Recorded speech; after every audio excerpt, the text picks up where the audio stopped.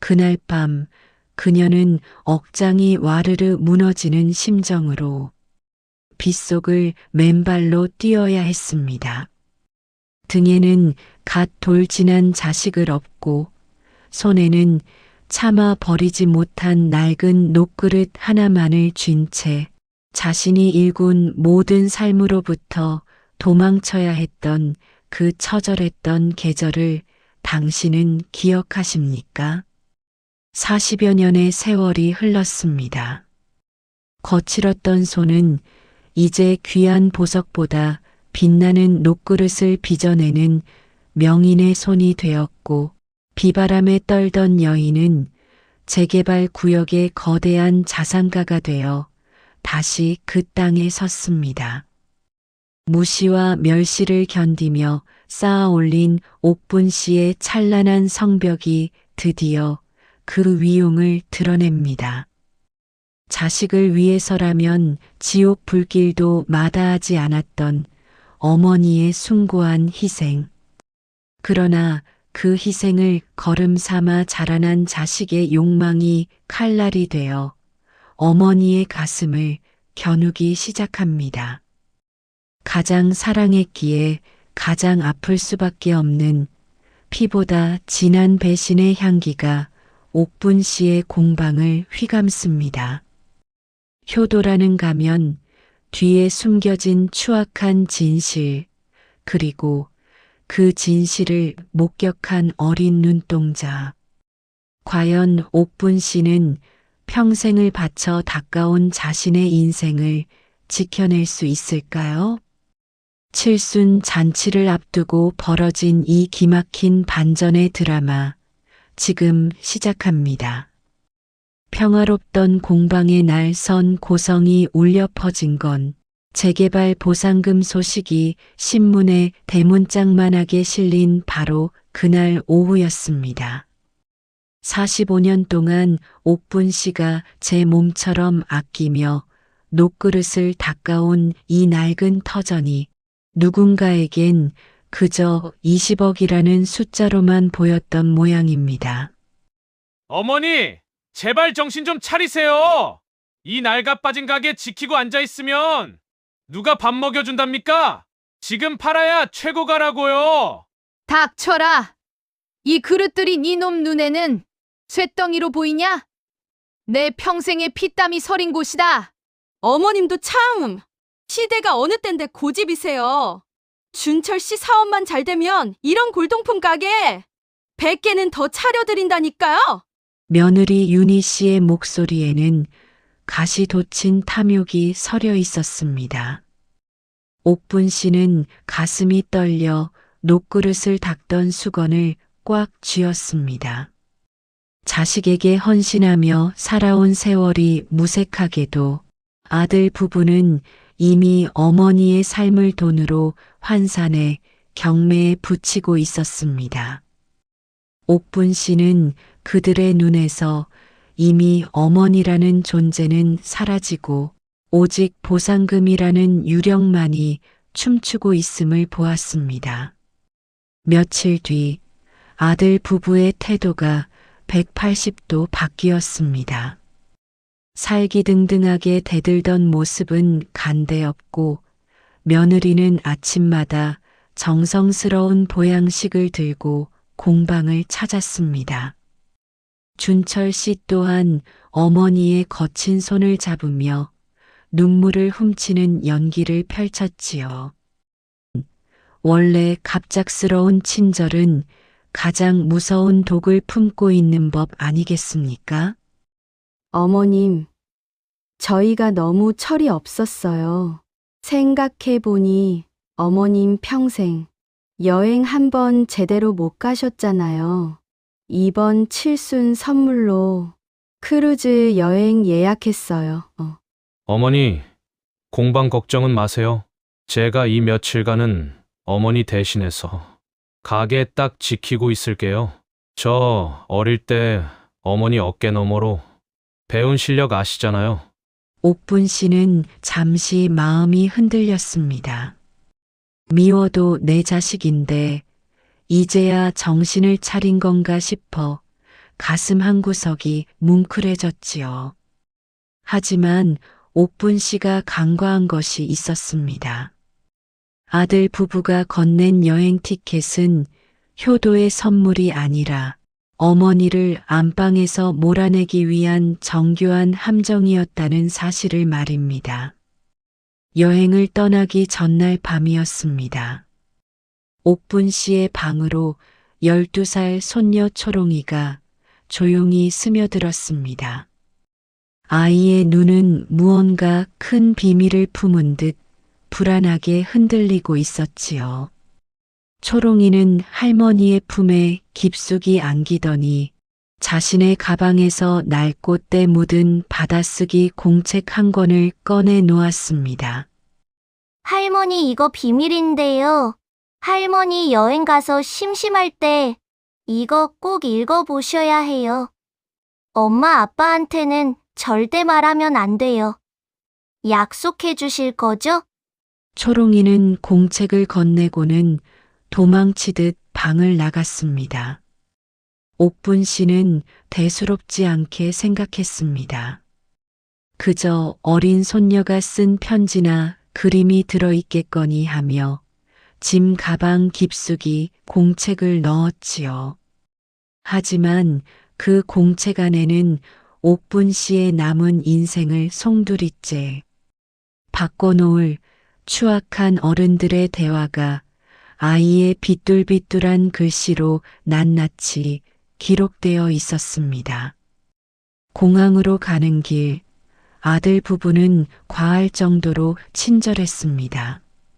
수속을 돕고 배웅을 하며 손을 흔드는 그들의 얼굴에는 환한 미소가 가득했지요. 하지만 옥분 씨가 면세점 의자에 앉아 초롱이가 준 공책을 펼친 순간 공항의 화려한 조명은 순식간에 암전되었습니다. 공책에는 초롱이가 밤마다 거실에서 들은 부모의 대화가 받아쓰기 숙제처럼 적혀 있었습니다. 어머니, 비행기 뜨자마자 철거업자 부를 거야. 유기 그릇들은 이미 골동품 업자랑 가계약 끝냈어. 여행에서 돌아오면 가게는 이미 빈터가 되어 있겠지. 치매라고 우기면 돼. 옥분 씨는 손이 부르르 떨려 공책을 떨어뜨리고 말았습니다. 자신이 등 따뜻하게 키운 자식이 자신의 심장을 팔아치울 계획을 세우고 있었다니요. 옥분 씨는 비행기에 오르지 않았습니다. 아니, 오를 수가 없었습니다. 그녀는 떨리는 손으로 공항 화장실에서 찬물을 끼얹으며 마음을 다잡았습니다. 자애로운 어머니는 그 순간 죽었습니다. 대신 자신의 평생을 짓밟으려는 자들을 심판할 단호한 주인장이 깨어났지요. 그녀는 공항 밖으로 나와 곧장 택시를 잡아탔습니다. 도착지는 단 한 곳, 자신의 혼이 서린 공방이었습니다. 택시 기사님, 세상에서 가장 빠른 길로 가주세요. 내 인생을 훔치려는 도둑놈들을 잡으러 가야 하니까. 공방으로 향하는 택시 안에서 옥분 씨는 오랜 단골이자 퇴직 형사인 김 반장에게 전화를 걸었습니다. 목소리에는 슬픔 대신 서슬퍼런 결기가 서려 있었습니다. 한편 공방에서는 이미 준철 씨 부부가 철거업자들과 함께 커다란 트럭을 대놓고 녹그릇들을 닥치는 대로 실어 나르고 있었습니다. 아들 부부는 꿈에도 몰랐을 겁니다. 멀리 구름 위를 날고 있어야 할 어머니가 지금 자신들의 등 뒤로 소리 없이 다가오고 있다는 사실을 말입니다. 공방 앞에는 이미 커다란 화물 트럭 한 대가 입을 벌리고 서 있었습니다. 옥분 씨가 평생 손끝이 갈라지도록 닦아온 귀한 녹그릇들이 아무렇게나 포대 자루에 담겨 트럭 위로 던져지고 있었지요. 그 모습을 본 옥분 씨의 눈에서 뜨거운 불길이 치솟았습니다. 옥분 씨는 숨을 몰아쉬며 가게 안으로 발을 들였습니다. 빨리빨리 좀 움직여요. 이거 오늘 밤 안에 다 치워야 내일 철거반 들어온단 말입니다. 자기야, 이 그릇 세트는 꽤 비싸 보이는데 이건 따로 빼서 우리가 챙기자. 호호호. 그 그릇에서 손 떼라. 이 천벌을 받을 인간들아. 벼락 같은 호통 소리에 아들 부부는 마치 유령이라도 본 듯 제자리에서 굳어버렸습니다. 비행기에 있어야 할 어머니가 서슬 퍼런 눈으로 자신들을 노려보고 있었으니까요. 아들의 손에 들려있던 옥분 씨의 보물, 칠첩반상기 녹그릇이 바닥으로 떨어지며 챙그랑하고 비명 같은 소리를 냈습니다. 잠시 당황하던 며느리 윤희 씨가 이내 표정을 바꾸고 달려왔습니다. 어머님, 비행기는 어쩌시고 여길 오셨어요? 아유, 저희는 어머님 고생하시니까 미리 좀 정리해드리고 있었어요.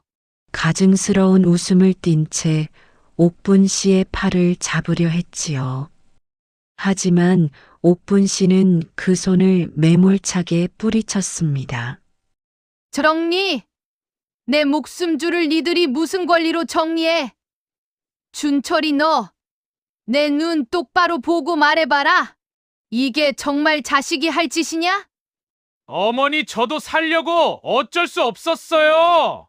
빚쟁이들이 매일 찾아오는데 어떡합니까? 어차피 재개발되면 없어질 가게잖아요. 맞아요, 어머님. 저희 잘 되는 게 어머님 소원이셨잖아요.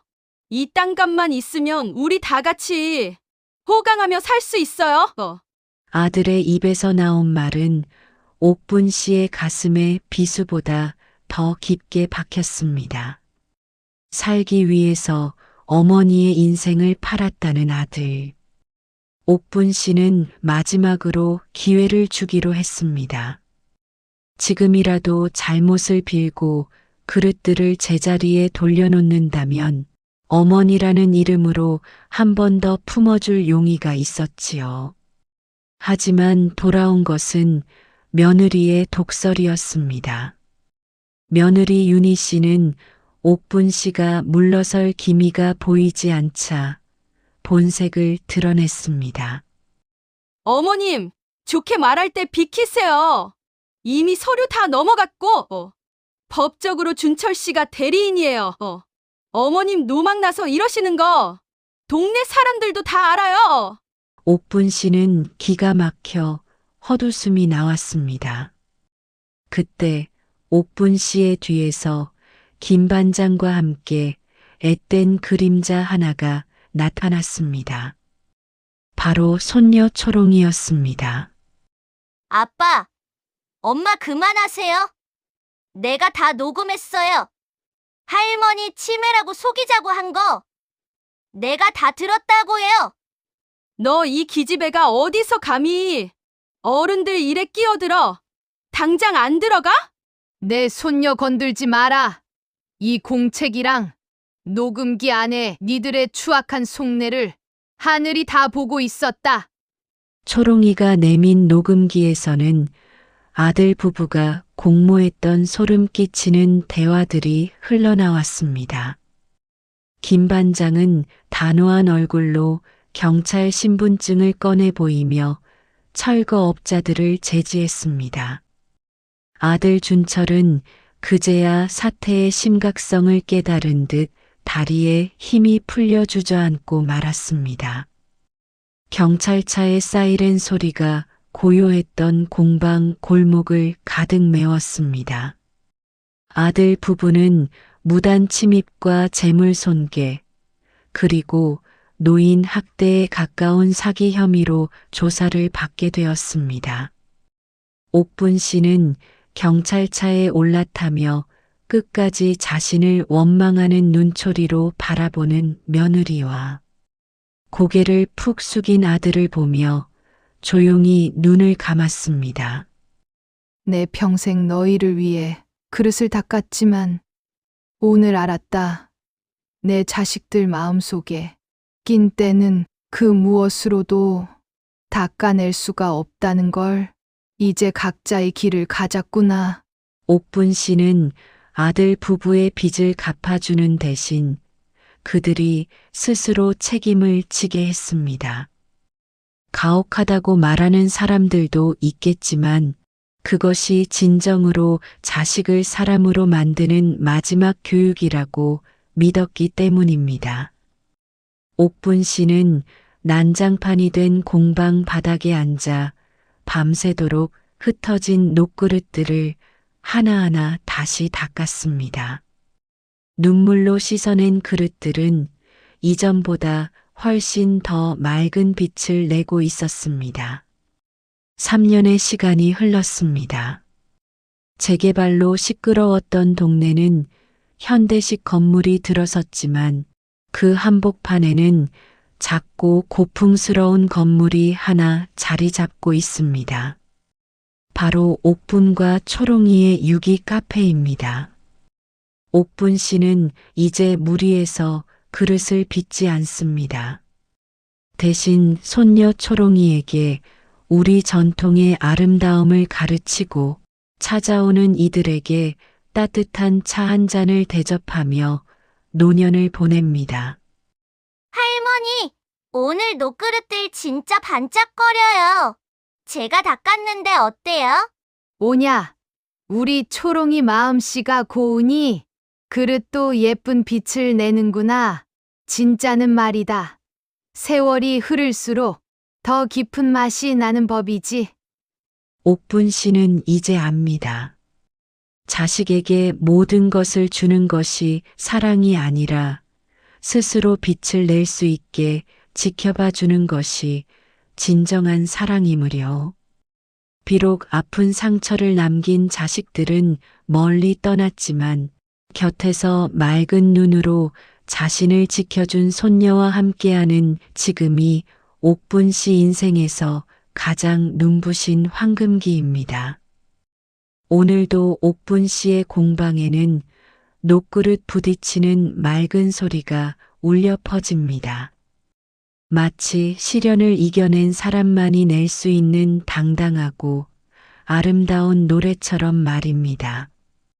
지금까지 강옥분 여사의 인생 역전 드라마를 시청해 주신 여러분, 고맙습니다.